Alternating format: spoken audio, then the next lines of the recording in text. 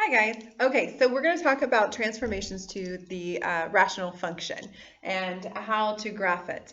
So you're going to have your parent function transformations being with the a on top, the h in the denominator, and the k being added after the fraction. Okay, so we were talking about it in class.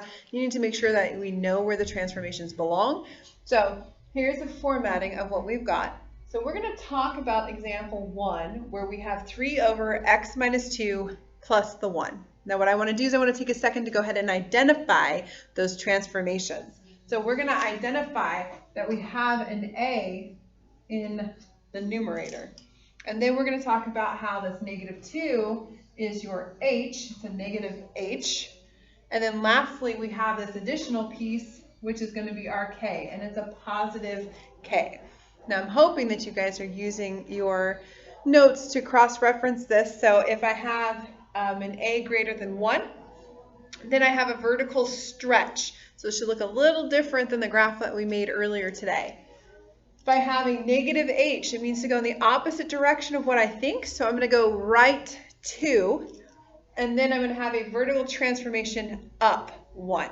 Now, what is it going to move? It's going to move those asymptotes that we were talking about in class. So it's going to move our dotted lines. Now, normally we had, for the parent function, we had an asymptote here at the axes, okay? So that's what we were working with. Now what I want you guys to think about is the ability to pick up those axes and move them accordingly to our transformations. So it's kind of a shortcut in what that's going to look like. So if I'm going to move them, what I have then with a vertical transformation, I'm going to take this line and transform it up vertically 1 unit. So I'm going to go ahead and erase what I had.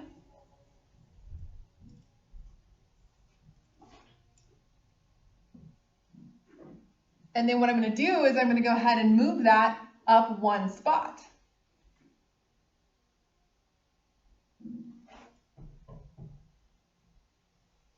That is how the vertical transformation works for rationals. The next one is going to be moving this asymptote to the right 2 units. So instead of having one here at the y-axis, I'm going to take this green line and I'm going to go ahead and move it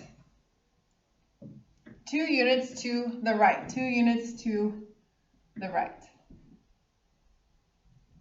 And that's the new set of boundaries. So in a rational function, the h and the k will determine where my asymptotes go. So it's a good connection that we have so we can make fast graphing. Now, the rest of this, with it being a 3, we're going to go ahead and pick a guide, okay? A number to guide us. I'd like you to pick 1 over in the negative section and 1 in the positive section. And we're just going to test it, okay? So we're going to try and say let x equal, you know what? Let's go with -1. Let's try what happens when I plug in -1. So I get 3 over -1 minus 2 plus 1. And I want you guys to see how the math actually works for this. You're going to get the 3, and then you get -1 minus 2, which is -3, plus 1. That gets me -1 plus 1, which gets me 0. So my first ordered pair that I have is at -1, 0. So we're going to go ahead and graph that for you. -1 and 0. Now the reason I want you guys to know the parent function is so you understand that you just need to trace this. Remember, it follows the asymptote through my point and goes down. I really don't need anything else than that 1 point. The rest of it comes from knowing the parent function and what it looks like. So I told you guys to go ahead and pick 1 for the positive side. So let's go ahead. We have to pick it past the asymptote. We do have to go into the other side of the asymptote. So let's go ahead and try 4. Let's see what happens when x is 4. You get 3 over 4 minus 2 plus 1. You get 3 over 2 plus 1, which is 1.5 plus 1, so you get 2.5. So the next ordered pair I get is going to be 4, 2, 4, and then 2.5. 0.5, right there. And again, trace, ooh, missed it.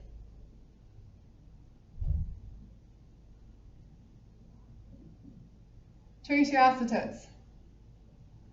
Come into that point that you found, and then level it off. And ladies and gentlemen, you have graphed the rational function with transformations in it. As far as what the 3 did, it's really hard to tell about the vertical stretches on the graphs for these guys.